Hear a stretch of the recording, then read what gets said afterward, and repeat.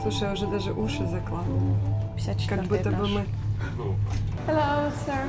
How we can get to 54? Ага, thank you. Это крыша дома Сент-Реджис на Пальме на 54 этаже. За 185 дирхам тут еще такое шоу, понимаешь? Звезды. Еще или всю что это, историю создания планеты. Пальмы расскажут. И проводником сегодня в звездную и богатую жизнь будет прекрасная девушка с арабским именем Латифа, которая переехала жить в Дубай 5 лет назад.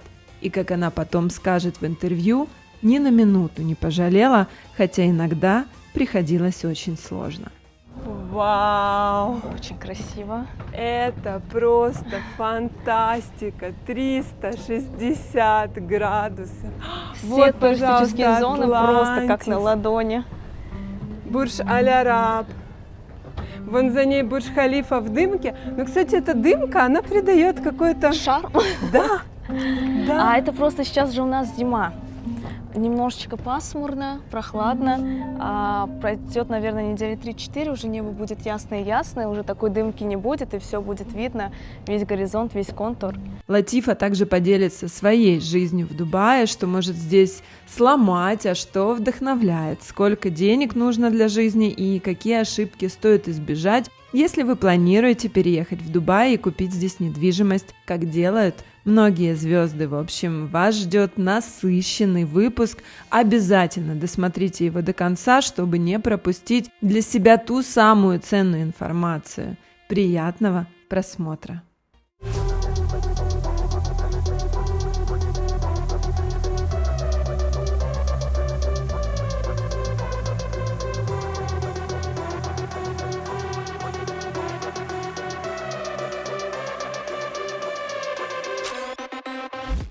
У нас здесь есть список, кто где живет из знаменитых людей. Ага. Нам помогали его составлять из открытых источников.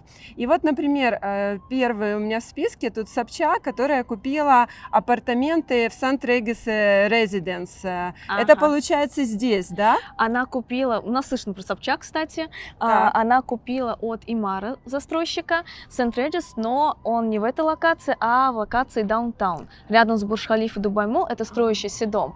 В Дубае любят строить новые дома и давать им бренды, присваивать и делать отельный сервис. То есть Сент-Реджис, он у нас не только здесь находится, его несколько по Эмиратам. И в целом в Дубае. Соответственно, так со многими зданиями. Тот же самый адрес, который здесь есть, его у нас очень много. Он есть и здесь, и в центре, и в других локациях, и в Дубай-Хиллсе его тоже строят. В Дубае это любят делать. Вот, поэтому Собчак, да, мы знаем, она живет у нас в Даунтауне. Тоже шикарная локация. Какая там ценовая политика? Я, как понимаю, она вложилась как инвестиционный проект, и там цены за квадратный метр на тот год, начиная от 8-7 тысяч долларов за квадратный метр, то есть на однокомнатную квартиру это 700-800 тысяч долларов. Это очень хорошая цена, потому что в даунтауне цены растут. Я уверена, что сейчас эти квартиры стоят в районе миллиона, 1 200 000, 1 300 000. На покупку? На покупку, А есть, да, есть там апартаменты в аренду? Дом еще строится. Это строящийся, да. Вот оно что. Да. Понятно. Но в целом в даунтауне есть квартиры на аренду, потому что даунтаун, он у нас, ну, как и Пальма, он 90% застроен. Соответственно, там уже все сдано, и люди либо перепродают, либо живут, либо сдают в аренду. Примерный ценник за аренду примерно как и на Пальме. Тоже высокий спрос, то есть однокомнатная квартира в районе 180-200 тысяч дирхам, это за годовую аренду. Вот ты говоришь, что ты сейчас уже адаптировалась, да, и уже чувствуешь как ближе к локалам. Как проходила твоя адаптация, когда ты только приехала? То есть сколько времени нужно для того, чтобы здесь адаптироваться и влиться в этот вихрь? Мне кажется, у меня и у большинства в среднем это год. Так. Хотя я считала себя всегда человеком, который быстро приспосабливается к разным условиям, потому что я меняла место жительства. Я из Туркменистана в 17 лет переехала в Россию, училась в Тюмени, работала там, потом переехала в Москву. 2 месяца пожила в Питере, думала переехать в Китай. То есть меня вот, как правило, ну, кстати, и в России тоже занималась недвижимостью. В Дубай я приехала по работе впервые, и я была уверена, что мне все нипочем. На самом деле первый год у всех он переломный, и как бы ты ни казался таким, скажем так, стойким, суровым, город может немного тебя поломать, потому что здесь отличается абсолютно все, к чему ты привык ранее.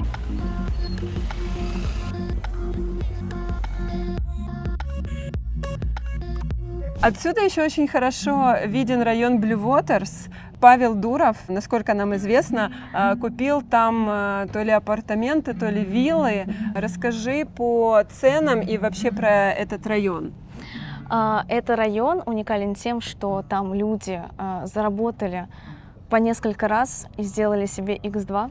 Это тоже такая изолированная локация от застройщика Мирас. Это государственный застройщик, застраивал весь этот полуостров. Когда-то там было пусто, и чем ее уникальность, то, что остров тоже небольшой и ограниченный, и здесь не так много домов, и они все низкоэтажные. Соответственно, те, кто хотят проживать приватно и жить у моря, но в этой локации, скажем так, ограниченные предложения, что и вызывает свой спрос. Сейчас мы его называем русскоязычным комьюнити, потому что Blue Waters любит именно русскоязычное сообщество. Иностранцы там тоже есть, но в большинстве своем превалируют именно наши ребята. Если рассматривать ценовую политику, то уже цены также выросли до $15 тысяч и выше, 15-16. Но когда-то там также покупали, господи, если не ошибаюсь, это было даже и в районе 6-7 тысяч долларов за квадратный метр. Фантастика. То есть люди вложились, люди заработали больше, чем X2. Кто-то покупал, тоже делал реновацию, менял отделку, потому что отделка там очень простая. Люди платили просто за локацию. Да, ну и, соответственно, они всегда в спросе. И люди, перепродавая, делали хорошие деньги. Тогда по аренде сориентируй, вот сейчас, например, если я захочу там пожить.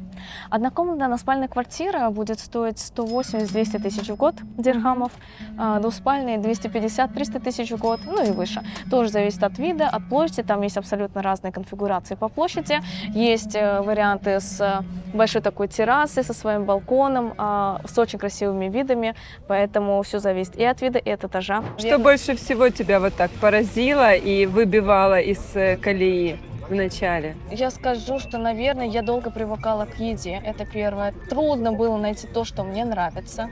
Сейчас, в принципе, я уже знаю все места, где мне вкусно. Вот. Второй момент – это сервис, наверное. Не столько рестораны, сколько, в принципе, сервис, обслуживание дома. Ну, то есть страны СНГ, люди, которые могут думать на 2 шага вперед. Здесь, поскольку приезжают люди, ну, как бы обслуживающий персонал Индия, Пакистан, примерно эти страны, им дают инструкцию должностную. Вот хоть как-то не бейся, они за нее выйти не могут. Да. Даже если это противоречит логике, они не могут отступить, потому что вот у нас рамки, говорят в Европе точно так же, говорят в Америке. В Америке я не была точно, ни в Америке, точно ни в так Европе, же, да. но вот им говорят вот так вот, и мы не несем ответственности, соответственно, обращайтесь к другому. Иногда, чтобы вот решить элементарный вопрос, вот, например, у меня... Я снимала квартиру на Бизнес-Бэе, у меня вход в квартиру был по моей карточке. Так. Меня уже знали все, и секьюрити, и ресепшионисты. И вот я спускаюсь в магазин, естественно, у меня все дома. Я карточку взяла, Так. но получилось так, что прихожу домой, она размагнитилась, и я не могу попасть. Я иду на ресепшн, говорю, можете, пожалуйста, открыть, а меня уже знают все. Мне говорят, дайте ваши документы, я говорю, не могу дать, они все дома. Мне нужно открыть квартиру, чтобы я предоставила документы. Они все понимают, они меня знают, они видят, они на меня смотрят, но у них есть правило, что они без документов не могут, и они такие, у них просто эррор в системе происходит, и они такие вроде понимают, но такие, мы не можем. Я могла бы, на самом деле, им показать в телефоне свой Emirates ID, но я уже пошла на принцип, насколько это затянется. В итоге мне пришлось со всеми переругаться, чтобы объяснить вообще ситуацию, чтобы все-таки они там ради исключения пошли там не на уступку, это исключение в их случае. То есть это не здравый смысл, а это у них исключение. И вот такие вот мелочи, иногда они прям немного подбешивают. Сейчас ты уже привыкаешь... Я так понимаю, не немного, а сильно. Да, вот. В Дубай-Марине в Address Beach Residence купил апартаменты Александр Рева. Где это, расскажи, и сколько это стоит? Так, это у нас GBR, вот знаменитый в простонародье дом с дыркой, это и есть адрес GBR от застройщика Имар. это его бренд сети отелей 5 звезд. Здесь две башни, они соединены между собой. Одна зона — это у нас отельная часть, вторая зона — это резиденция. Здесь, я смотрю, это, конечно, очень популярно. Вот мы живем тоже в отеле, Seven Palm называется, и его видно вот прямо сверху. И у нас тоже, получается, с левой стороны мы вначале зашли в отель, и там было так много людей, мы были в таком шоке, господи, куда мы приехали, что здесь происходит. Потом нам сказали, нет, вам нужно в другую башню, и это был совсем, конечно, другой вайб, то есть совершенно другая атмосфера, людей мало, все так спокойно, комфортно, но при этом мы можем пользоваться там бассейнами и всеми facilities, которые есть, поэтому здесь, конечно, это очень популярно. По поводу Ревы, расскажи, пожалуйста, стоимость апартаментов там. На сегодняшний день цена минимум это $15 тысяч за квадратный метр. То есть за однокомнатную односпальную квартиру это, порядка, если мы берем 100 квадратных метров, это будет $1,5 миллиона. И зависит от видовых характеристик, я уверена, что есть цены и выше, то есть 15 это такой минимальный ориентир. Но я уверена, что он тоже покупал в свое время, это были 21-22 года, когда цена за квадратный метр составляла 9-10 тысяч долларов. В свое время люди успели несколько раз купить, несколько раз перепродать и заработать на этом. Поэтому я думаю, он покупал в то время, когда ценник был ниже. Сейчас цены там достаточно такие хорошие, выросли, люди заработали. В аренду есть там, Конечно. как ты думаешь, апартаменты тоже в аренду, и цена варьируется? За односпальную квартиру это будет в районе 200 тысяч дирхам в год, если рассматривать именно годовую аренду. Двуспальные квартиры побольше, около 300 и выше.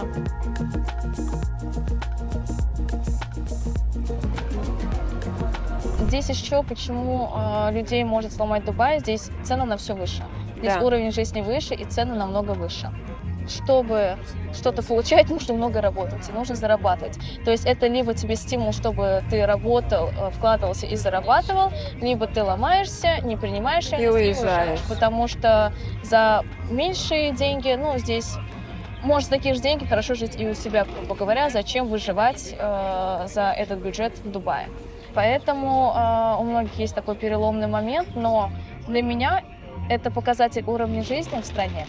Это значит, что, в принципе, сюда приезжает платежеспособная аудитория, и это круто, потому что, скажем так, ты выстраиваешь коммуникацию, но, как я уже говорила, ты можешь сидеть в кафе, и рядом с тобой будет сидеть какая-то звезда. Где такое будет? Нигде, кроме как в Дубае.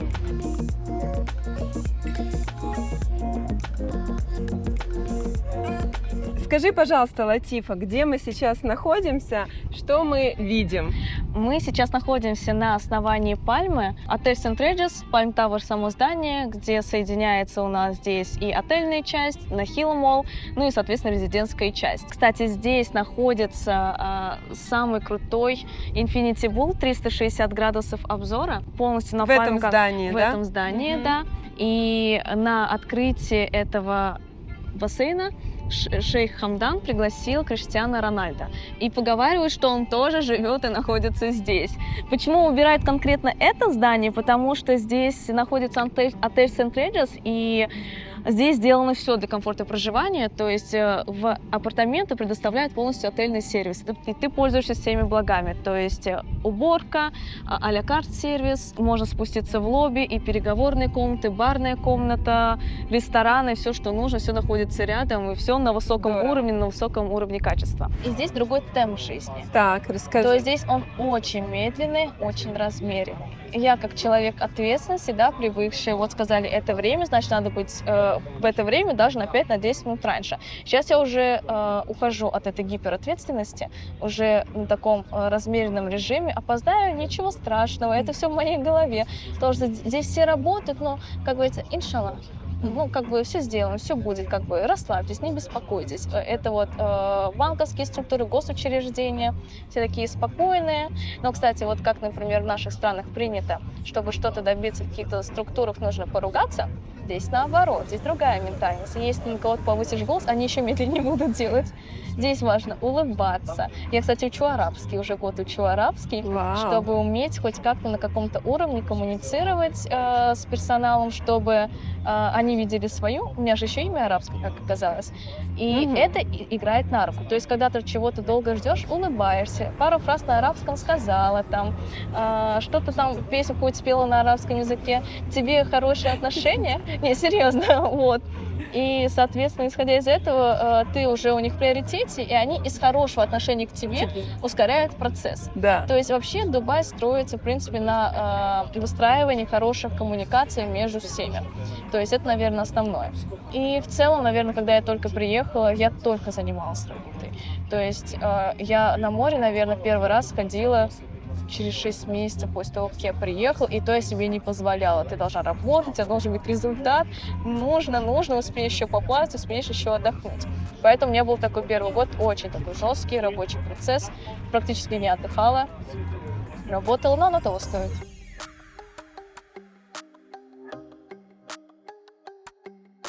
Теперь Стас Михайлов. Несколько апартаментов в комплексе The Palm Tower от Nahil Properties. Это, собственно, где мы и находимся. Молодец.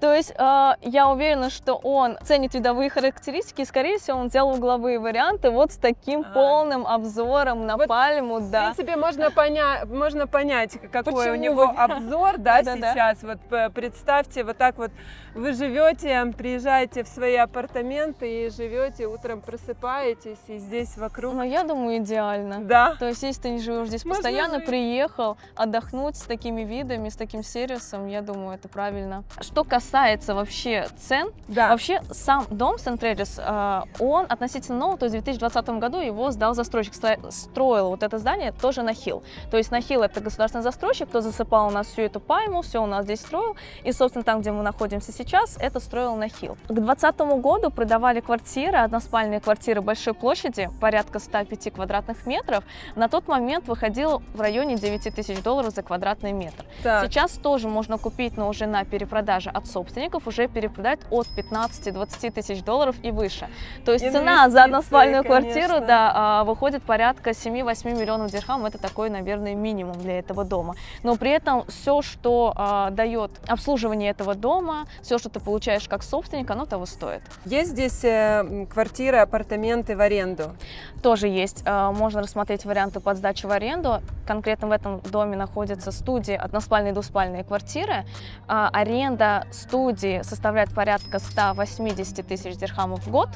Если рассматривать односпальную квартиру, то будет порядка 200-250 тысяч, 280, иногда даже доходит до 300 тысяч, зависит от вида. Потому что есть квартиры односпальные, которые выходят, например, только вот на часть марины, есть, которые угловые, имеют полный обзор на пальму, на марину, и, конечно, здесь вид у нас будет дороже. И люди, которые хотят проживать, покупать для себя, для них важен именно вид из квартиры. Да. Поэтому за вид люди готовы платить, и здесь люди зарабатывают большие деньги.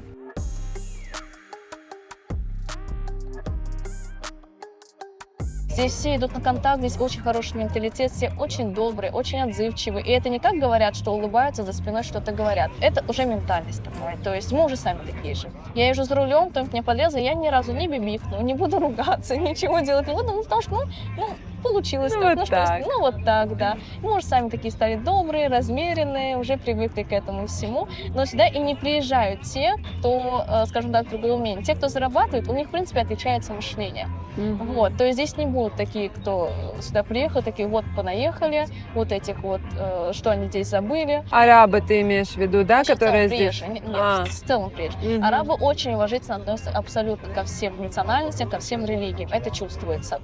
Но не все приезжие — это определенного уровня люди с определенным мышлением. И никогда не будет каких-то внутренних конфликтов в плане национальных особенностей, в плане лицемерия. То есть, если нужна помощь, любой поможет.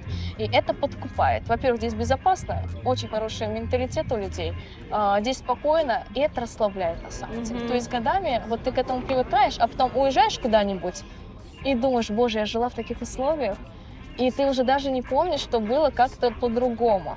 Вот, поэтому... К хорошему быстро привыкаешь. На текущий день, вот если так вот обернуться назад, ни разу не жалею, что выбрала Дубай. Естественно, летом очень жарко, и все улетают. Да. А Дубай, наверное, для меня такая основная точка места жительства, где ты живешь, естественно, улетаешь в отпуск летом куда-нибудь, либо работаешь, не выходя там на улицу. Да. Вот, в наших там странах. Все улетают в отпуск зимние месяцы, а у нас улетают летние месяцы. Да. Поэтому здесь большие перспективы, большие возможности. Те, кто справляются, молодцы. Всем нравится. Вот. Поэтому люблю Дубай за безопасность, за возможности, за людей, за перспективу. А как тебе музыка? Ты уже привыкла к Наша ней? традиционная Понятно. русская музыка. Понятно. Любим, живем. Не, на самом деле, когда здесь уже достаточно долго начинаешь жить, уже адаптируешься к этой культуре, и уже эта музыка становится как родная музыка. Вот, уже нравится и вся культура, и исламский мир. На самом деле круто.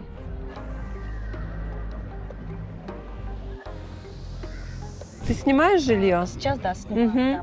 Сколько тебе нужно денег, чтобы комфортно здесь жить? Снимать жилье, там машина, да, питание. Ну вот с друзьями выехали в пустыню. Не то, что ты выживаешь, да, а вот, ну, в принципе, вот живешь. Никогда не могла ответить на этот вопрос, потому что у всех абсолютно разный уровень понимания этого вопроса. Например, если брать меня, может, это даже будет плохо сказано, но я не могу сказать, сколько я трачу в месяц. И знаю, что, наверное, выше, чем я тратила когда-то. На самом деле, раньше я считала. Сейчас имею возможность не считать.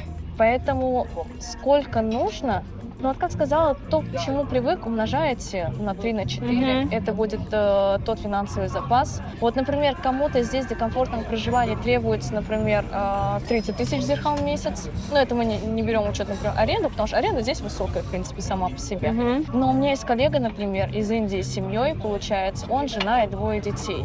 Я спросила, сколько, сколько стоит школа? Школы здесь действительно дорогие. Сколько вообще нужно в месяц, чтобы так вот, за исключением школы, садика, прожить, прокормить 4? Семья. Выйти с семьей поужинать, где Да. какое бы заведение ни было, это, я думаю, минимум 1000 дирхам на 4 Да. людей. Это самый такой минимум.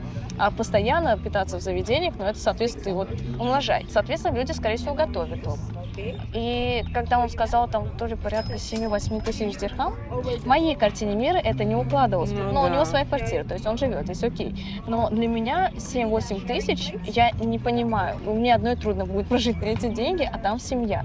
Поэтому у каждого уровень вот это, насколько можно прожить в Дубае, комфортно, потому что им же комфортно. Здесь не нужно навязывать ему свою точку зрения, говорить, что как так, потому что для их уровня им нормально. Поэтому абсолютно по-разному. Кто-то выживет на 7-8 тысяч, кому-то нужно 10, кому-то 20, кому-то и 100 тысяч будет мало. Да. Наверное, кому-то действительно мало 100 тысяч. Да. Вот, поэтому абсолютно по-разному. Ты рекомендуешь даже сейчас, несмотря на такие цены, уже в 2 раза там и больше увеличиваются, покупать здесь недвижимость? На сегодняшний день то, что в сданных домах, наверное, свой высокий потенциал прироста дома уже, скажем так, получили. Сейчас растут цены, исходя из темпов прироста инфляции, то есть 5-7% в год. Конечно, если человек рассматривает покупку недвижимости и хочет заработать от 30% и выше, это нужно рассматривать уже другие локации. Сейчас на сегодняшний день покупают на Пальме те, кто хочет именно комфортное проживание в знаковых локациях Эмиратах, с предоставлением полного сервиса 5 звезд. Поэтому такие люди предпочитают находиться здесь. Есть какие-то минусы у этого района и у этого дома? У этого мы сейчас дома, на Пальме. да, есть минус, что быстро можно привыкнуть к такому комфорту, и уже никуда не захочется уезжать и жить. Поэтому к хорошему быстро привыкается, я думаю, это основной минус. И, в принципе, жизни в этом районе, да, на Пальме? Ну, наверное, если брать из основного, на что жалуются именно сейчас, не хватает, возможно, какой-то инфраструктуры. Но в этом доме понятно, люди спустились, находятся в моле. Те, кто живут на Пальме, например, в этих виллах, им нужно выезжать. Но, как правило, они все равно заказывают доставки. То есть самый ближайший молл, торговый центр, который находится, он находится здесь, им нужно выезжать. Иногда люди почему меняют локацию? Здесь уже они наотдыхались, накупались, и меняют локацию, скажем так, с более живой инфраструктурой, Так. где вот спустился, и все уже у тебя есть рядом. То есть более живой инфраструктура, это ты имеешь в виду не парки и зелень, а ты имеешь в виду... Ну и парки и зелень тоже. Сейчас очень много новых районов, и застройщики уделяют большое внимание озеленению. То есть Пальма — это у нас же старый район, Дубай-Марина — это у нас старый туристический район. Все строится, все совершенствуется, и уже застройщики понимают, что нужно людям сейчас. И многие говорят, что в Дубае не хватает зелени, но это говорили несколько лет назад. Сейчас уже большое количество локаций с хорошим озеленением, с большими парками. Но я думаю, покажу вам Дубай Хиллз. Там как раз есть и гольф-поля, и большой парк, и и рядом и мол, и школы, и детские сады, все как любят делать. Вот, собственно, многие тоже любят и ценят эту локацию. И территориально это такой некий центр. Он равноудален, то есть буквально 15-20, максимум 30 минут до любой локации. Отлично, приедем туда обязательно. Я вот смотрю, и правда, сейчас мы на Пальме сверху, и очень хорошо видно, что красивые, конечно, пляжи, никого нету вот этих вот огромного количества санбедов, да, и всего, что обычно бывает, но при этом деревьев и зелени и правда мало. То есть здесь нету такого места, как парк, куда ты можешь выйти условно погулять с ребенком и с коляской. То есть это такой минус, который вот сверху как раз видно, потому что изнутри, когда ты едешь, этого не видно. Давай поговорим про тебя. Мы уже так много поговорили о работе. Расскажи, как, например, у тебя проходит день здесь, в Дубае? Вот не выходной, а, допустим, рабочий день. На самом деле я уже пытаюсь разбавлять работу и разнообразить свою личную жизнь, развивать такую духовную составляющую. Расскажи. Но, например, январь у меня начался лайтово. Во-первых, я пригласила всю свою семью сюда, проводила с ними время. Я записалась на какие-то курсы раскрытия чакр, йога, медитация. Это онлайн или ты ходишь? Онлайн. В феврале полетели на другу на Бали на день рождения. Там встретили, попала я, естественно, под сезон дождей. Был сезон дождей, поэтому мне пришлось дальше продолжить проходить свои практики. Я постояла на гвоздях. Была, скажем так, практика, она называется правило, но я ее называю садомаза. Когда тебе закрывают глаза, она визуально смотрится как садомаза. Растягивают во все стороны. Очень интересный опыт. Вот. Сейчас я стала больше уделять время, наверное, духовному развитию. И сейчас я даже купила психологические курсы, чтобы, скажем так, погрузиться в себя, поработать над собой. Потому что я понимаю, что постоянно работать это, наверное, ни к чему хорошему не приведет. Вот. Но хотя я очень трудолюбивый человек, и для меня работа, наверное, моя жизнь. Вот. Поэтому сейчас я разбавляю свою жизнь духовными практиками, психологическими разборами, общение с друзьями. Вы куда-то выезжаете? Есть какие-то любимые места, которые ты любишь посещать для отдыха? Сейчас, видимо, то, что мы уже так долго проживаем. Раньше это, конечно, были заведения бич-клабы. Последние, наверное, полгода мы уже как истинные локалы, местные жители. Выезжаем на природу, как называют местных, в пустыню. Кто-то выезжает в лес. Неожиданный поворот. Но вот мы выезжаем, проводим время на природе в пустыне. Как это происходит? Это очень интересно. В пустынях очень много, большое количество заведений, где можно разжечь костер, там, пожарить шашлыки, там, провести приятное время, там, с огненным шоу, покататься на баги, покататься там на байках. На текущий момент мы разбавляем свою жизнь как локал. Вот недавно буквально мы собирались с большой компанией друзей, нас, наверное, было человек 15. Вот, мы все поехали в пустыню, Hidden кафе, по-моему, да, есть такое. Вот, и там такая интересная, такая локаловская атмосфера. Вот. И мы сейчас прониклись ею. Хотя раньше никогда не понимали, как можно выезжать, что делать в пустыне. Накидайте лайки и плюсики в комментариях, если вам интересна эта тема и посмотреть, как это выглядит. Мы в следующий раз с Латифой тогда поедем на такой пикник в пустыне и покажем, как отдыхают местные. Будем жарить шашлыки на природе. Будем жарить шашлыки, овощи на природе и наслаждаться пейзажем пустыни. Пишите в комментариях, интересно вам или нет. Кстати, по поводу парков. Я знаю, что вроде район Забил считается зеленый район, и там, по-моему, Валерия купила апартаменты и живет там периодически. Так ли это? Ну, кстати, я их там видела, так и есть. У моего клиента была там квартира, мы сдавали в аренду, и я захожу в лифт, и как раз я встретила Валерию и Пригожина. Это, боже мой, это такие милые люди, такие добрые души люди, они мне очень понравились. Светлые, позитивные, всегда улыбаются. Поэтому да, они там живут, и как раз напротив у них есть парк, Забил парк, он так и называется. Вот, и если смотреть сверху, там даже можно увидеть портрет нашего шейха, сделан из деревьев и из кустиков, поэтому да.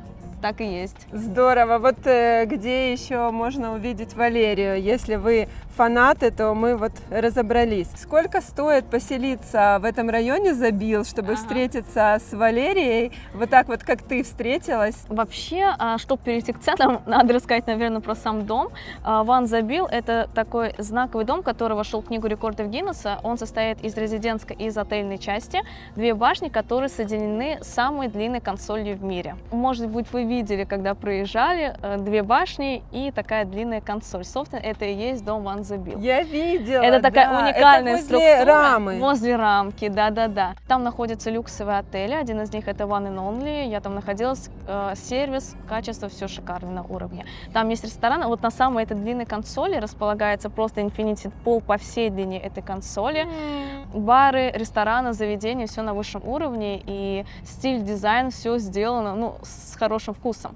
Если рассматривать резиденцию, ну, наверное, скажу на примере. У меня клиент там покупал квартиру, это было в свое время, если не ошибаюсь, 22 год, мы покупали 2-уровневый лофт, 2 спальни, собственно, ее я потом издала в аренду. Покупали мы на тот период времени, это было 7,5 миллионов дирхам.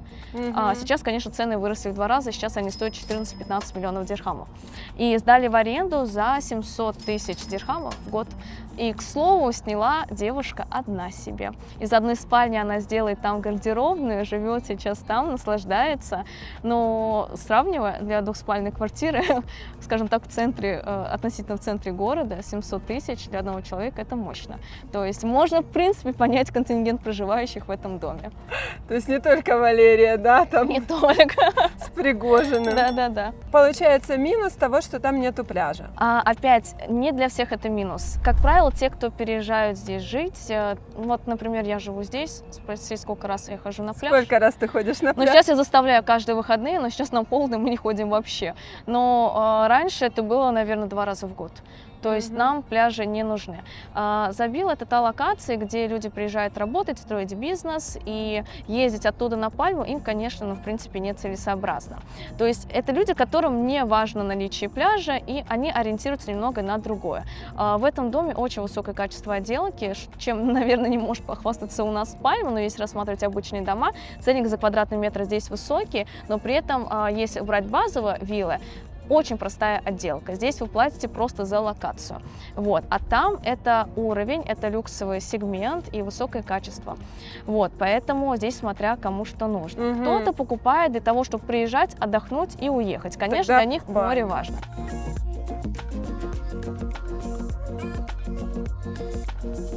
Чем дольше живешь, тем больше проникаешься городом, проникаешься вообще именно внутренней жизнью, не с точки зрения туризма, а с точки зрения внутреннего проживания. Уже меняются взгляды на все. Уже начинаешь понимать местных жителей, почему. Вот они, например, никогда не купят ни на Марине, ни на первой береговой линии, они всегда смотрят, думают, кто там покупает.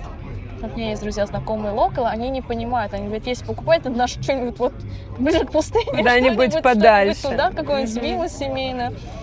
Дубай удивительный тем, что сюда приезжают люди со всех стран мира. У каждого человека свое видение, что он хочет. И уникальность в том, что здесь никогда ты не скажешь, что в Дубае актуальны только студии на первой береговой линии или только там однокомнатные квартиры в центре. В Дубае в спросе абсолютно все. Что студии там, например, в центре, что виллы, таунхаусы там на первой береговой линии, что виллы вглубь, если мы пойдем, в спальных районах. То есть нет такого, что пользуются спросом только это. Разные люди, разный менталитет, разные запросы, и поэтому рынок такой оживленный, и под все можно найти свое. Еще интересная информация. Узнали о том, что Блиновская, несмотря на то, что она сейчас вот сидит, насколько... Сложная ситуация. Да, сложной ситуации, но она купила недвижимость здесь, в Марине. Это называется Марина Шорс. Что ты можешь рассказать? Это уже готовое здание или тоже, как все умные, делают на этапе застройки? Марина Шорс, она успела купить в свое время. Это дом от Имары, находится на Марине. Здесь мы его не увидим, но вот Марина и вот за скайдайвингом, вот чуть вот вглубь, там будет участок. Он на этапе строительства, и дом продавался, ну, я думаю, года 2,5-3 назад. Он выходил в продажу. В то время, когда что-то выходило, все сразу было раскуплено. Думаю, Поэтому она успела зайти, если говорить, что она там купила, успела зайти. Ну, скажем так, инвестиции с приростом, дом достроится, цены вырастут. Поэтому... То есть X2 точно, да? Ну, я думаю, да. Да. Это башня? Это башня, Это это башня. резиденция, да. Да. За сколько она там купила апартаменты? На то время стоила в районе, односпальной квартиры 2,8-3 миллиона дирхамов, 800-900 тысяч долларов примерно. Я не так. думаю, что она покупала однокомнатную квартиру. Я тоже не думаю. Я не думаю, что она купила только в одном месте. Я Кстати, думаю, при ее возможностях скорее всего, она купила там пентхаус. Пентхаус. Пентхаусы, они, как правило, по площади 1000 квадратных метров. То есть, как правило, это либо полэтажа, либо целый этаж со своей террасой. Ну, то есть, соответственно, если мы берем около 10 миллионов долларов, я думаю, потратила на пентхаус. 10 миллионов, и потом, если X2, то, соответственно... Около 20. Особенно если пентхаус она взяла, это будет, как правило, последние высокие этажи и шикарный обзор на всю Пальму, на всю Марину, на весь GBR, бичфронт. И за вид люди готовы платить. Те, кто будет рассматривать потом для проживания. А может, она и сама останется там жить. Посмотрим, как сложится ее судьба. Ну, пожелаем ей, чтобы Удачи. у нее все было хорошо, да, чтобы она все-таки приехала в свой пентхаус, отдохнула там с детьми. Я думаю, достроится, и как раз у нее там все решится. Пусть так и будет.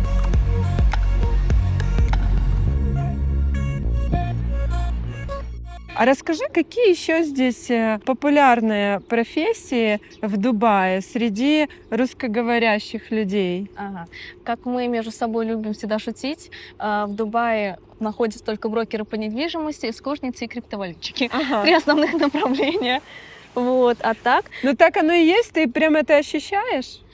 Ну, в целом так и есть. Ну и другие направления тоже имеются, но да. Вот это вот три основные. Три основные. Но опять-таки брокеры, потому что мы между собой общаемся, естественно, кажется, что везде вокруг брокеры. Другого спросил, даже брокеров не встречал. Да. Вот, поэтому кто где привык, в каких кругах общаться.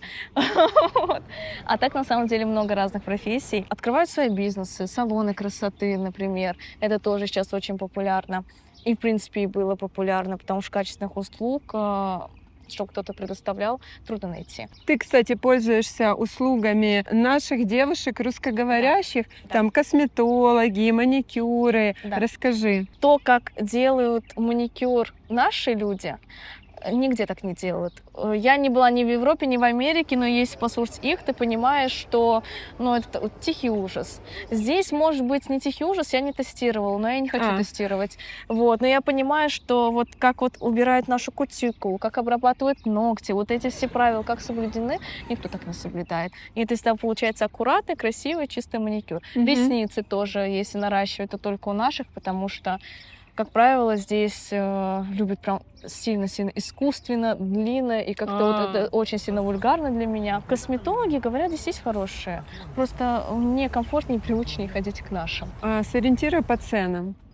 Сделать маникюр, педикюр, 4 руки, нарастить ресницы, поскольку мне, как правило, это все в один заход идет, но это около 1200 дирхам. Но опять бывает дороже, бывает дешевле. Зависит от салона. Я хожу в салон, он, по-моему, русскоязычный основатель. Там работают все наши, и все делают быстро, красиво, качественно.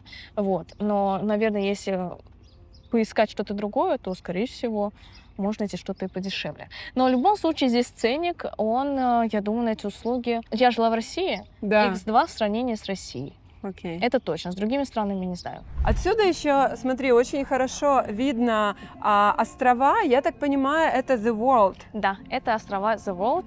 Они состоят из большого количества нескольких таких островных частей. И если посмотреть сверху, острова The World, они и называются, потому что они имеют форму карты мира. То есть мы можем видеть нашу землю сверху. Отсюда ощущение, что она еще вообще не застроена, эта локация. И тут все только на этапе строительства? Или есть уже кусочки, где люди живут, какие-то дома, виллы? На 80%, я бы даже сказала, на 90% все на этапе застройки. Это такая некая долгосрочная перспектива инвестиций. Но некоторые частичные острова уже сданы. То есть есть там действующие 5-звездочные отели, 4-звездочные отели и резиденции. Уже? Это, наверное, 10% из всего того, что есть. Остальное пока на этапе стройки. Смотри, у меня написано, что Мадонна купила здесь какую-то виллу себе.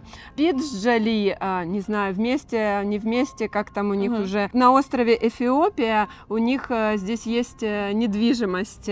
Скорее всего, вилла какая-нибудь. Скорее всего, какая-то очень большая вилла, да? В Греции Памела Андерсон приобрела апартаменты, виллу, ну, скорее всего же виллу, да. Шумахер тоже, правда, неизвестно, где конкретно, да, на каком острове, тоже у него здесь есть свой кусок недвижимости. А скажи, тут покупается как, земля или покупается сразу уже там виллы, то есть от застройщика? Как можно приобрести здесь? По-разному. То есть, если рассматривать именно ту часть, здесь застройщик продает именно виллы, либо квартиры, апартаменты, отельные номера. Возможно, участки там тоже продают, но пока не дошли до нас эти продажи. Но в целом, в земельном участке тоже есть продажи, чтобы построить что-то свое. То есть здесь поэтому, это тоже возможно, да? Не только виллы покупать. Хорошо. По цене можешь нас ориентировать? Мадонна, например, или Джоли с Питом?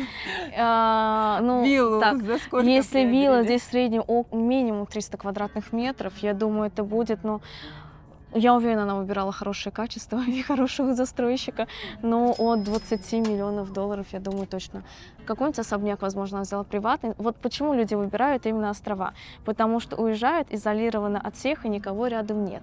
То есть, скорее всего, она выбирала себе что-то такое приватное, маленькое, небольшое, но имею в виду по острову, чтобы никого не было, и свой собственный пляж. Скорее всего, это особняк. От 20 миллионов долларов. Ну, я так понимаю, что это еще на этапе застройки, да? Да. Какие мудрые люди. И сколько, как ты думаешь, какая цена уже будет, когда тут все полностью застроится?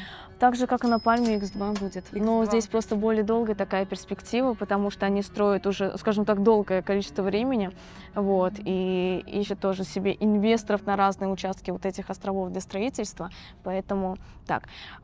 Для себя, для жизни с долгосрочной перспективы возможно купить, то есть хороший вариант. С точки зрения заработка есть локации, где можно заработать в более короткий срок, 2-3 года. То есть целесообразнее, конечно, для заработка покупать в каких-то других локациях.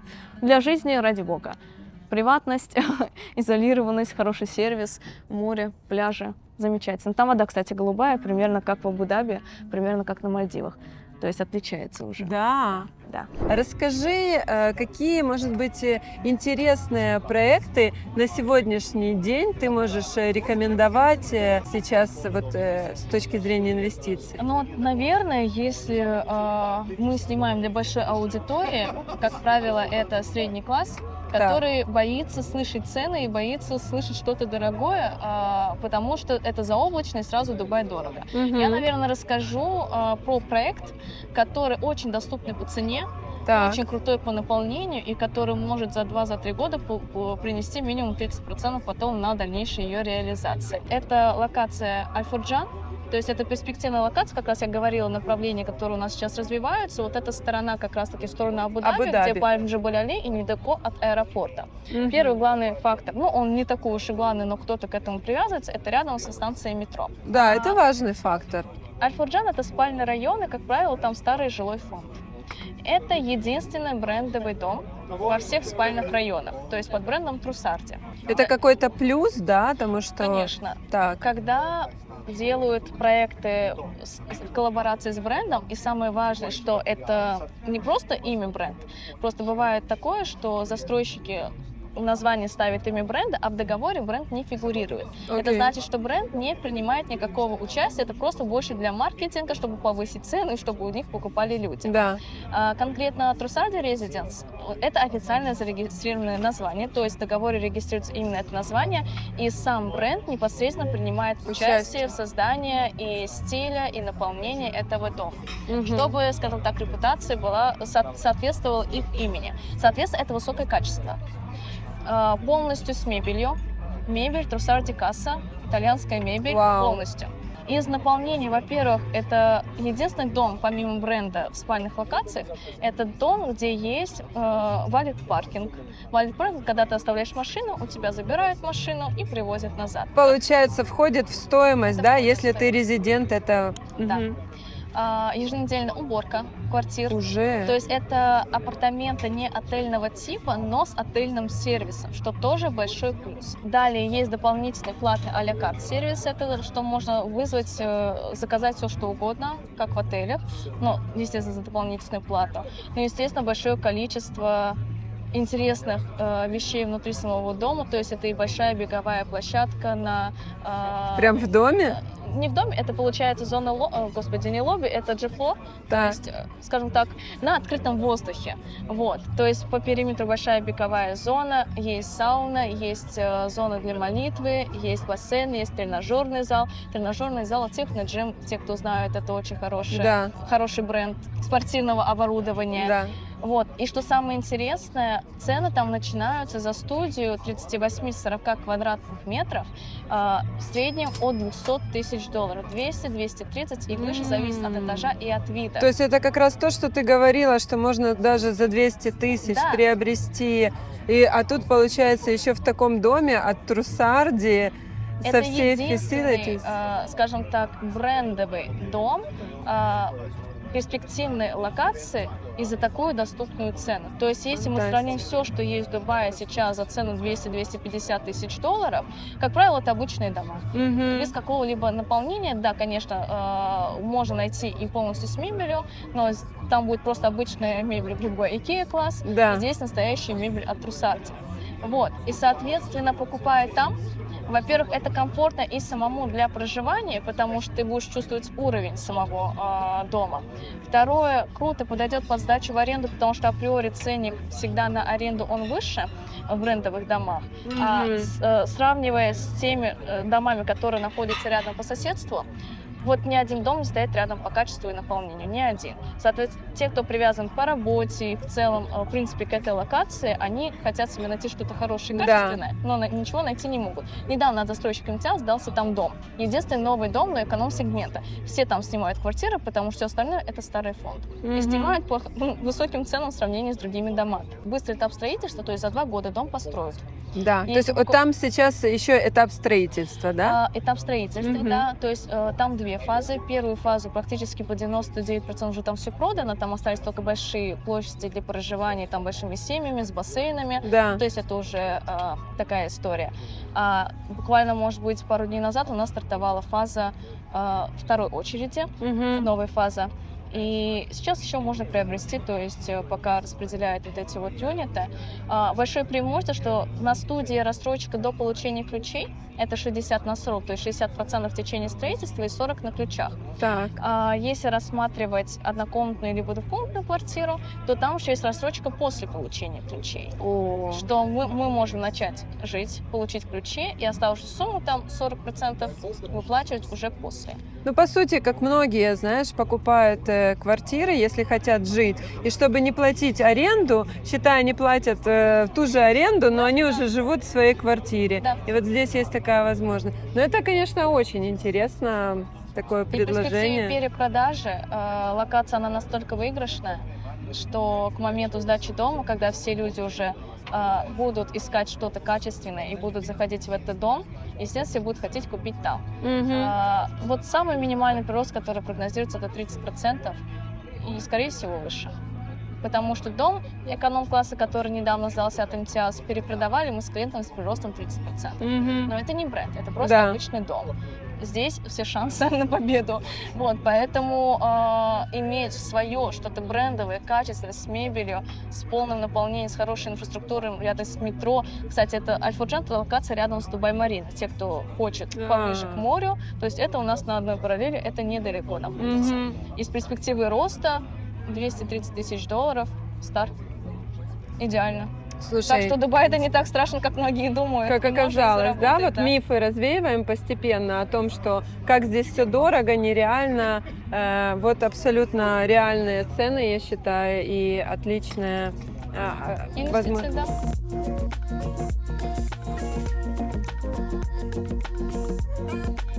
Пальма, она вся, видишь, одни виллы здесь стоят, и только крайняя линия, да, дома побольше, отели. Здесь есть на продажу виллы, и сколько они стоят?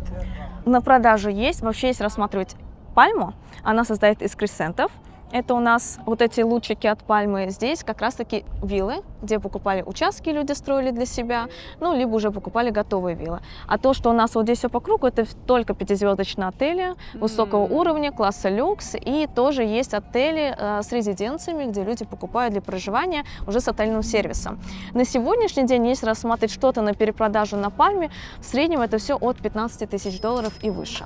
За квадратный За метр? квадратный метр, да. Бывает, в зависимости от того, как срочно люди хотят перепродать, бывает чуть ниже ценник за квадратный метр, но ориентир 15 тысяч долларов, такое, наверное, усредненное значение по Пальме у нас. Ну и в целом по береговой линии. Уникальность вообще Пальмы и таких туристических мест в Дубае: не везде можно купить что-то для жизни именно со своим пляжем. То есть у нас есть зоны, которые не фрихолд, то есть иностранцам нельзя приобрести здесь недвижимость. Как правило, это Джумейра, вот эта береговая часть, и есть точечные дома, где можно купить, и они пользуются высоким спросом.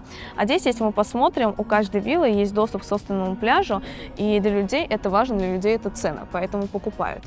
Вот, поэтому здесь все зависит от того, кто что хочет, но, как правило, на сегодняшний день покупают именно для жизни.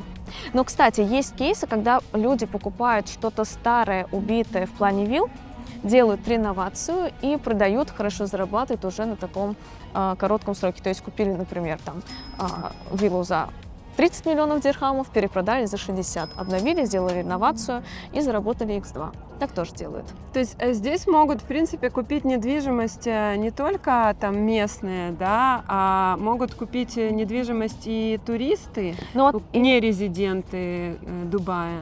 Вот здесь, да, здесь это все фрихолд. Вообще Дубай, он делится весь на фрихолд и лизхолд зону. Не везде на первой береговой линии можно купить собственность иностранцу. Конкретно эта зона, она разрешена для продажи для иностранцев, соответственно, это и пользуется большим спросом. Кого здесь можно встретить?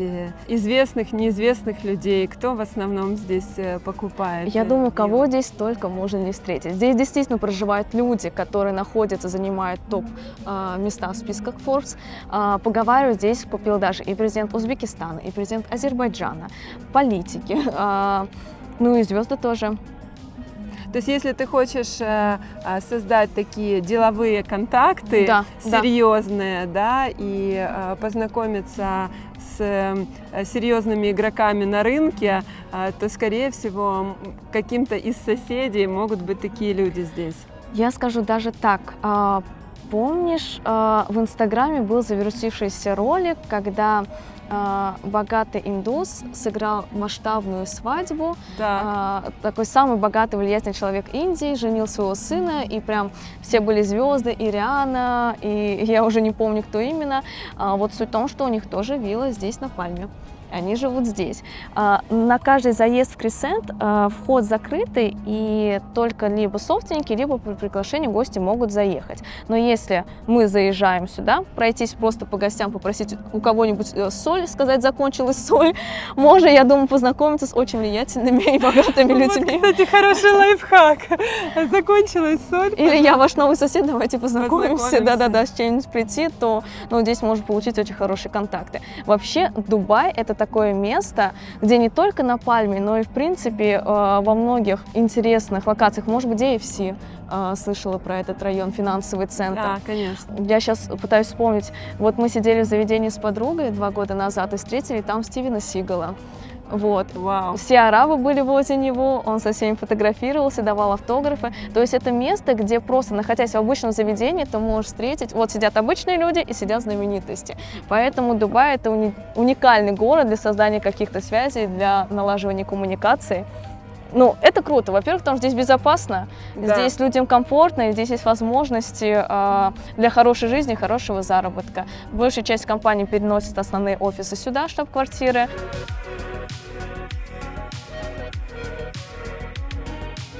Есть случаи, когда молодые криптовалютчики покупали тоже большое количество недвижимости лет 17 ребятам. То есть продавал брокер, ну сколько там было, около 40, и 17-летний, скажем так, ребенок покупал себе недвижимость, и он так смотрел и думал, ну круто, ну классное время на самом деле. У меня не было никогда именно молодых ребят, у меня взрослые, семейные пары, предприниматели, бизнесмены, строительный бизнес. А так, если смотреть, кто может позволить, как правило, это либо чьи-то дети, родители хотят, чтобы дети получали образование здесь, и они покупают там здесь недвижимость, и они здесь остаются, обучаются и дальше уже думают. Потом либо перепродают, либо сдают в аренду. Криптовалютчики, звезды, инфлюенсеры, блогеры. У моей коллеги много блогеров покупают недвижимость. То есть абсолютный разный спектр деятельности. То есть, если ты, в принципе, чем-то занимаешься, ты можешь позволить себе недвижимость в Дубае. Это ошибочное мнение, что здесь очень дорогая недвижимость. Здесь недвижимость, сравнивая в цене за квадратный метр, но уступает крупным мегаполисам. Это не Сингапур, это Нью-Йорк. Даже у нас цены ниже, чем в Сочи. Мы, когда сравнивали сочинские цены, мы просто были в шоке, насколько... Просто вот лучше купить, грубо говоря, здесь, со всеми благоустройствами, с бассейном, с тренажерным залом, с отделкой, иногда с мебелью даже, с хорошей рассрочкой, чем в Сочи. Но каждому свое.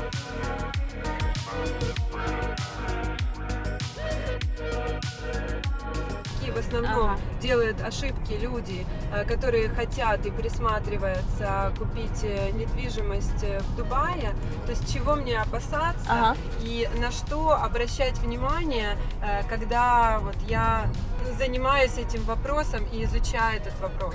Поняла.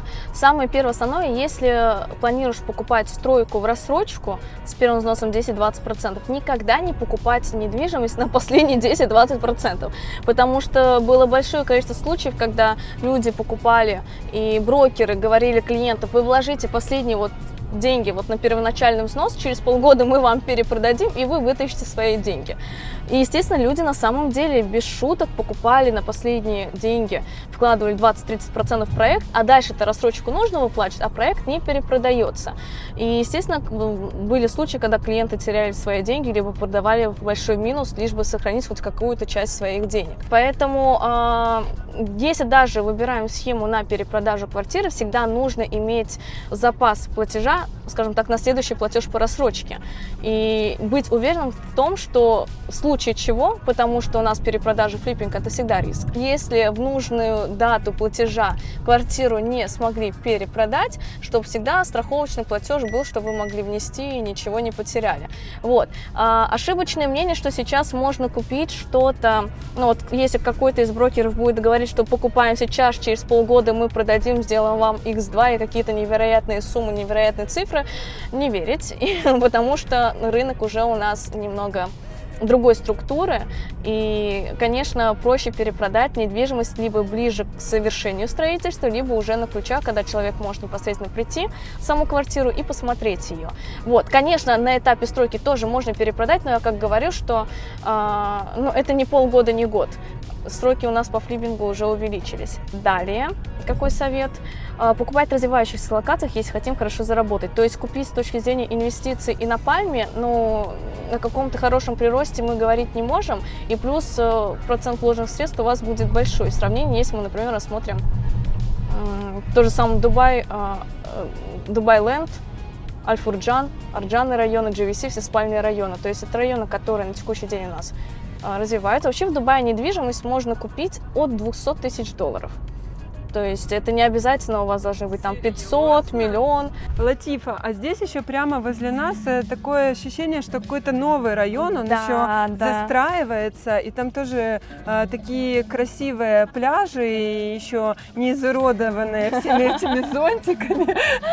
Не могу не спросить тебя про этот район, что это. Ой, я сейчас расскажу. Это район называется Бичфронт. Господи, люди здесь тоже заработали уже больше, чем X2. Уже? Уже, потому что когда покупали в 20-х годах первые дома, здесь можно было купить односпальную квартиру за 1,5 миллиона дирхам. 1,5 миллиона дирхам. Сейчас они стоят от 3 миллионов и выше. Он уже завершает свое строительство. Тоже остров уникален тем, что, во-первых, покупая здесь квартиру, у вас есть доступ к собственному пляжу. Застраивает здесь полностью застройщик Имар. Ограниченное количество предложений. То есть все, остров застраивается, завершает свое строительство, и больше здесь ничего не будет, только эти дома. То есть это такой второй Blue Waters? Второй Blue Waters. Единственное, что здесь у каждой квартиры квартиры есть свой пляж, здесь выход к пляжу только вот в одном месте. И в чем особенно здесь крутые видовые характеристики, есть типовые обычные дома, есть брендовые дома, то есть здесь есть и адрес, он на этапе строительства, есть Palace, и есть Элиса, брендовый дом. Вот недавно с клиентом получали вот в этом доме квартиру Элиса. Так вот, что хочу сказать, он со своей семьей пошел на обзор вот этого вот колеса обозрения в январе месяце и сказал, что оттуда виды не открываются, ну то есть ничего не видно, а из его квартиры, у меня есть видео, у него видно все. А на каком этаже у него? 21 этаж. Вот, и, соответственно, видно абсолютно все. То есть у него тоже угловой вариант, видно и GBR, и Blue Waters, и Пальма, и даже видно у него и Марс Аль-Араб, Бурдж Аль-Араб и Бурдж Халифу. То есть они заходят, у него кухня-гостиная объединенная с такой террасой, и виден весь обзор, все как на Лондоне. Он говорит, что он может даже на этом зарабатывать деньги. То есть когда меня не будет, устраивать туристам, скажем так, видовую площадку, платить деньги. Он говорит, во все праздники салюты со всех локаций. У меня будут салюты и из центра, и из туристических локаций. То есть все будет у него на ладони. Виды шикарные. Слушай, ты так рассказала, что прям захотелось там пожить. Вот для мотивации моей, к чему я должна прийти финансовой, сколько вот в такой квартире видовой, как ты рассказала, стоят такие апартаменты? Сейчас в районе 3 миллионов долларов, если мы говорим именно в долларах. То есть цены за квадратный метр, они еще не на своем пике, они еще растут, но в любом случае уже доходят до предела 15 тысяч, если мы берем именно бренды, 15, 16, 17. За 10 тысяч долларов за квадратный метр тоже можно найти. 10-11 тысяч. То есть сейчас еще этот район, куда в принципе еще можно инвестировать? Еще можно, потому что стройка только завершается, и завершают здесь строительство свои брендовые дома как раз таки адресы. И когда здесь все будет завершено, уже начнет кипеть жизнь, она и так уже здесь кипит. Вот. Ну и, соответственно, здесь же круизный терминал еще, вот, который у нас функционирует. Да. Здесь и яхтенный причал, соответственно, туристы приезжают, и всегда в глаза бросается вот эта локация. И когда рассматривают они что-то для покупки, естественно, они рассматривают, что видели. То есть либо дом с дыркой Андреа GBR, либо Blue Water, либо бичфронт. Естественно, бичфронт, он выигрывает тем, что у каждой квартиры есть выход в собственный пляж. Какие районы ты нам еще хочешь показать? Дубай-Хиллз обязательно надо съездить. Дубай-Хиллз. Да. Значит, едем в Дубай-Хиллз, здесь уже много людей, и я думаю, самое время поехать туда, где парки. Да, я думаю, Дубай-Хиллз интересно посмотреть, чтобы сравнить, что значит туристическая локация и что значит локации, которые выбирают люди, которые постоянно здесь проживают. То есть, по сути, мы обсудили вот все, что здесь, это туристические, Это можно туристические сказать, локации, да. помимо The World. Да, да. Угу. Но сейчас это уже видно, насколько туристическая локация, поэтому Да, уже мы время подходит. отсюда уходим. Но если вы хотите приехать сюда и чтобы людей было очень мало, как было в нашем случае, то нужно приехать прямо к 9 утра к открытию, и тогда можно насладиться этой локацией без туристов. Бытует мнение такое, что Дубай уже, знаешь, очень много строится, и уже недвижимость сейчас будет падать.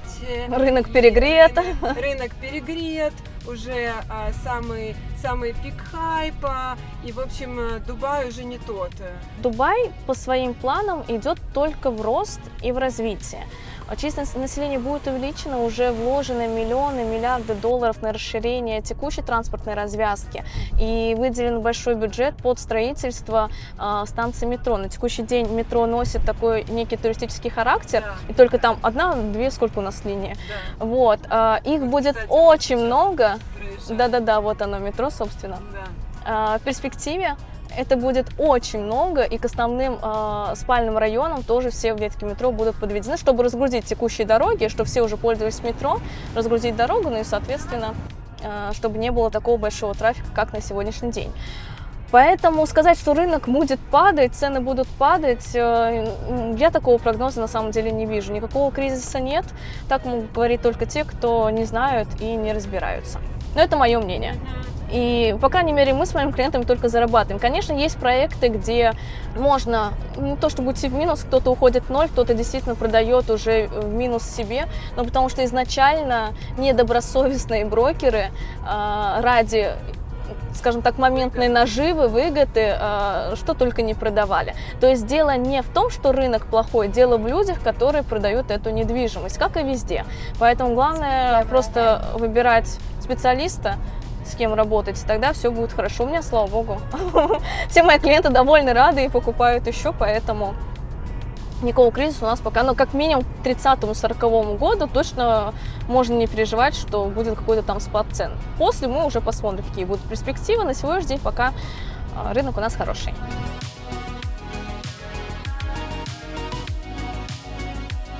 Здесь совсем другая атмосфера, то есть сам район, он европейского формата, низкоэтажные дома, много парков, и вот одно из развлечений – это игра в гольф. Это самая популярная игра в Дубае. Теннис, гольф – это как развлекаются местные. Ты посмотри, вообще, ничего, что мы в пустыне. Да, и это для тех, кто говорил, что в Дубае нет зелени. В Дубае большое количество районов с большим количеством озеленения. Обычно говорят те, кто приезжают и разово бывают в Дубай-Марине, в туристических локациях и больше нигде. Зашли в кафе в Дубай Хиллсе, пока к нам подойдут, можем по ценам сориентировать. Во-первых, здесь есть алкоголь, не везде он есть, не во всех районах. Вот Латифа рассказывала, что в туристических районах довольно сложно найти алкоголь, а здесь вот тебе, пожалуйста, вина. Но пиво, например, стоит, вот бутылка Хайникен стоит 11 евро, да, ну так, на минуточку. Как бутылка вина довольно хорошего, можно найти вино, бутылку за 11 евро в Европе. Могу сказать, мы в Дубае. Мы в Дубае, детка, Этим да. все сказано. Да. Но, в принципе, вот и водка здесь есть, и какие-то коктейли, например, шампанское. Брют, итальянское шампанское, за бутылку это 220 дирхам, за бокальчик 50 дирхам, но это, считаю, уже где-то там 15 евро условно. Там. Даваклико? Даваклико, Ну, примерно 200 евро. 200 евро, да. Вот такая такие. Большая наценка. Ну, кстати, да. 5 раз. На вдову Клико, Но кстати, если будете да. в десятичном отеле находиться, то, скорее всего, будет Будет еще дороже, да. Подушка безопасности в Дубае – это Сколько? большая. Это, Сориентируй. ну, я, наверное, скажу так. Здесь самая основная статья расхода – это жилье. Если человек приезжает и планирует снимать один и студию, например, это будет накладно. То есть, грубо говоря, тот уровень, к которому человек привык жить у себя, переезжая в Дубай, мне кажется, это x3, x4. То есть нужно умножить, чтобы понять, сколько нужно будет тратить здесь. Это чтобы была такая, наверное, комфортная жизнь, к которой он привык. Да. Если он готов подужиматься, ну, можно поменьше, скажем так, денежных средств с собой иметь, но жилье – это самая основная статья расхода. То есть снять студию, например, минимум, наверное, это будет 8-10 тысяч дирхамов в месяц. Поэтому иногда те, кто приезжают, они шерят, то есть есть формат шеринга, то есть сдают квартиру, например, двухспальную, одну спальню снимают 3 человека, другую спальню 4 человека. И так им выгоднее, то есть там где-то выходит в среднем 2-3 тысячи дирхамов в месяц. Вот, в таком формате. Если, конечно, человек хочет жить один, то это минимум 8-10 тысяч дирхам. Ну, опять, это будут спальные районы, спальные локации. Если человек хочет жить там ближе к центру, ближе к цивилизации, естественно, это около 16-18 тысяч за студию, односпальную квартиру в хорошем районе.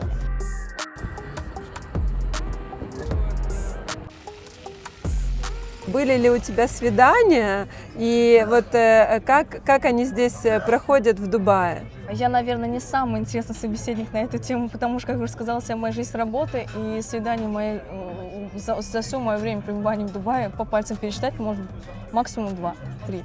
Не хожу по свиданию. Мы знакомы, среди коллег знакомимся, общаемся, друзья друзей, как-то так уходят. Но скажу так, я жила в Туркменистане. Там у нас тоже исламская культура. Эмираты – это страна с исламской культурой, Да. где принято платить за девушек. 50 на 50, я аж трястись начала. Ну вот свой адрес я такого, извините, меня не позволю, потому что это как минимум неправильно. Одно дело, когда ты, например, по-дружески можешь кого-то пригласить в то место, например, знаешь, что, например, твой друг немного другого уровня по заработку, и ты приглашаешь, тогда, естественно, я могу оплатить счет. Но если это твой партнер по жизни, Для меня это дико. Я не знаю, как это объяснить, кто-то со мной не согласится, но это даже не подлежит обсуждению, я даже не знаю, как объяснить, почему мужчина должен платить за счет. Ну, это простые истины. Но, как мы знаем же, в Дубае у нас живут разные национальности. Да. На моей практике, из тех, кого я знаю, не было случаев, что делили 50 на 50 или уходили, не заплатив счет. Но я уверена, что такое встречается. Просто я в эту сферу не погружена, я этим не интересуюсь. Есть моя реальность и есть другая реальность. Мне кажется, европейцы, я наслышана, что они привыкли делить счет 50 на 50. Но мне кажется, потому что они никогда не любили человека. Если они полюбят, они не будут платить 50 на 50. Вот. Свиданий с европейцем у меня не было, не могу сказать. Но мне кажется, за меня бы европейцы заплатил полностью, потому что одного моего взгляда будет достаточно, если он предложит мне разделить счет 50 на 50. Как личная жизнь здесь, в принципе, у людей складывается. Я, наверное, сейчас только в этом году буду ей заниматься, потому что понимаю, уже 30 лет, и, наверное, нужно сместить свои приоритеты и заняться там поиском, хотя бы просто отвечать на предложение, куда-то сходить и знакомиться, общаться. Как это нормально здесь, например, к тебе подходят там мужчины, парни, просто там познакомиться, ой, какая там красивая. То есть здесь это нормально, да? Здесь могут подойти и вот так вот познакомиться. Можно абсолютно ходить за ручку, можно ходить в обнимку. Конечно, официально вроде бы нельзя, но абсолютно все ходят, и ничего в этом плохого нет. Я даже видела, когда пары целуются. Конечно, это, в принципе, с точки зрения этикета, что в Эмиратах, что не в Эмиратах, это не совсем красиво делать, когда ты находишься в общественном месте, но такие случаи встречались. И никто их не штрафовал, полиция их там не убивала. Я думаю, месте. если это будет какое-то прям госучреждение, штрафовать не будут, просто подойдут, тихо скажут, пожалуйста, вы в общественном месте, ну, как бы не стоит, и все. Не будут делать, как вот это все наслышаны, штрафовать, депортировать. Я не знаю, нужно выйти голым на улицу, чтобы тебя депортировали. Кстати, был же случай когда-то, может, года 4 назад, когда приехал блогер, по-моему, на Пальме, вышли на балкон, все там полуголые девушки и снимали какой-то рилс. Вот их всех депортировали. Потому что люди отдыхают, это место, где находятся арабы, это их культура, и все там такие полуголые девушки выше, конечно, за такое, да. Если выйдешь голый, скорее всего, тебя точно штрафанут и депортируют. Но обычные вещи, которые делают люди во всех странах, они здесь не то, что мне не приветствуются, но это не запрещено. То есть много пар, которые в заведении сидят и обнимаются, и целуются, и держатся за ручку, и знакомятся, абсолютно нормально. То есть здесь такого нету, да, что все там аккуратненько сидят, ни в коем случае там нельзя подойти к девушке, потому что если там мужчина подойдет, он каким-то образом ее обидит там или что-то в таком духе. Наверное, если подойти именно к местному арабу, локалу, именно, точнее, не к арабу, а к арабке, к девушке, скорее всего, для нее это будет оскорбительно. Потому что они, как правило, все покрыты, у них свой менталитет, и это будет, ну, просто, в принципе, некрасиво, если к ней подойдет какой-то парень, иностранец. Но так и не делают. А среди экспатов абсолютно все нормально. приветствуется. Открыто, да. спокойно. Я скажу так, наверное, года 4 назад, возможно, было что-то по-другому. Я когда сюда переезжала, мне мама говорила, не бери никаких маек, нельзя открывать плечи. И я испугалась, ничего с собой не взяла. Я приехала, я такая, ну, вы шутите, что ли? Вот, я думаю, ничего с собой не взяла, оказывается, все можно. Напугали, а по факту все не так. И с каждым годом Дубай становится более таким современным городом. Почему? Потому что основная цель – это привлекать людей. Если будут все эти запреты, ну, конечно, будет, скорее всего, какой-то отток. Все подстраивают под туристов. Вот если раньше Рамадан, вот мы сейчас в Рамадан находимся здесь, если раньше в Рамадан все заведения открывались с 5 часов, до этого нельзя было ходить на людях, пить, есть, в заведениях сидеть, вот как вот здесь вот сидят, все столы убирались, все закрывалось, и если кто-то ест внутри, и обязательно за ширмочкой. Ты это видела? Это было прям при тебе? Это было. Это при мне было, уже тоже, говорят, в лайтовом варианте. До меня, говорят, было прям вообще жестко. Но я застала, что вот так вот здесь вот так вот люди не сидели. На открытой террасе. Сейчас у нас Рамадан, и, собственно, что происходит, даже алкоголь продают здесь. Да. Вот. Хотя раньше, скорее всего, в Рамадан и не продавали бы его вообще. Поэтому, к слову о том, что здесь можно можно все. И какие-то запреты есть, но никто с самого первого раза не будет приходить штрафовать и депортировать. Сделал сначала предупреждение, а потом уже, ну, если будет повтор, возможно, примут какие-то меры. Ну вот так было у нас как раз вчера, когда мы стояли, вот как раз с тобой, Латифа, разговаривали по телефону. Мы остановились на бас-стейшн, но она была огромное место для автобусов. Оно было огромное, не было ни одного автобуса, ни одной машины. Было темно, людей практически нету. И мы так остановились на аварийке, чтобы с тобой поговорить. И тут я смотрю, ни с того ни с сего, просто полицейская машина на нас. Я такая еще обратила внимание, окей, полиция. Он развернулся, останавливается прямо возле нас, такой, hello, how are you? Типа, ребята, Да. что вы здесь делаете вообще на бас-стейшн? Мы такие, ну, извините, остановились. Так, я вас штрафовать не буду, ну, быстро отсюда. Но это было не злостно, не было же злости у него. Это было именно так, типа, так, предупреждение, давайте быстренько отсюда валите. Собственно, как-то так. И поэтому это, конечно, и правда очень сильно отличается, вот даже в таком... Хотя вот видишь, Рамадан, не Рамадан, но вот было ощущение, как мы выживем здесь в Рамадан, вообще как мы будем жить, мы переживали с Андреем, это правда, да, как что одевать, как себя вести, где кушать, где пить, но я вообще на себе не чувствую этого Рамадана. Что уже все делают, скажем так, с послаблениями, чтобы туристы чувствовали себя комфортно. Но при этом не задевая чувств верующих. Да. А в каком ты районе живешь? Я сейчас живу в районе MBR-City, то есть это новый район. Если коротко, вот есть центр даунтаун, где Бурдж-Халифа, Дубай-Молл, рядом к нему прилегает район Бизнес-Бэй, этот рабочий район, и за ним вот находится MBR-City, где строят несколько застройщиков. Вот я живу в локации MBR-City, то есть это близко располагается к центру, но при этом не так много шума, не так много людей, там не высотки, там, как правило, средние либо низкоэтажные дома. Тихо, комфортно, меньше людей, больше зелени, и там все новое. Там даже стоят оливковые деревья, пальмы, очень красиво. Та локация, где живу я, еще предпочитают многие локалы и арабы жить. Вот. И иногда выйдешь прогуляться, недалеко есть, не назову его парк, но такая прогулочная площадка, пусть будет парк, где еще есть разные фудкорты, где можно посидеть, пообедать, поужинать. Вот вечером приезжаешь, все арабы, все в кондуре. То есть белые-белые люди. Да. Вот, поэтому на эту территорию предпочитают у нас местные. Я тоже люблю места подальше от людей, меньше шума. Со временем начинаешь ценить тишину. Поэтому мне там комфортнее. И, наконец, парочку блиц-вопросов. Тебе подружка едет сюда, в Дубае, хочет приехать жить. 3 плюса и 3 минуса Дубая. 3 плюса. Первый плюс – безопасность, перспективы, круглый год солнца. Минусы – бывает, все надолго может затянуться, все процессы, то есть скорость процессов. Второй минус – высокие цены на все. Ну и то, для кого плюс, для кого минус, но если только переезжать, скорее всего, будет дискомфортно. И третий минус – наверное, опять, как я и говорила, к хорошему быстро привыкаешь. Вот, потому что других минусов я больше здесь не вижу. В чем сила Дубая? В деньгах. Это Дубай, детка. Подписывайтесь на наш канал и до скорой встречи на следующем видео. Пока!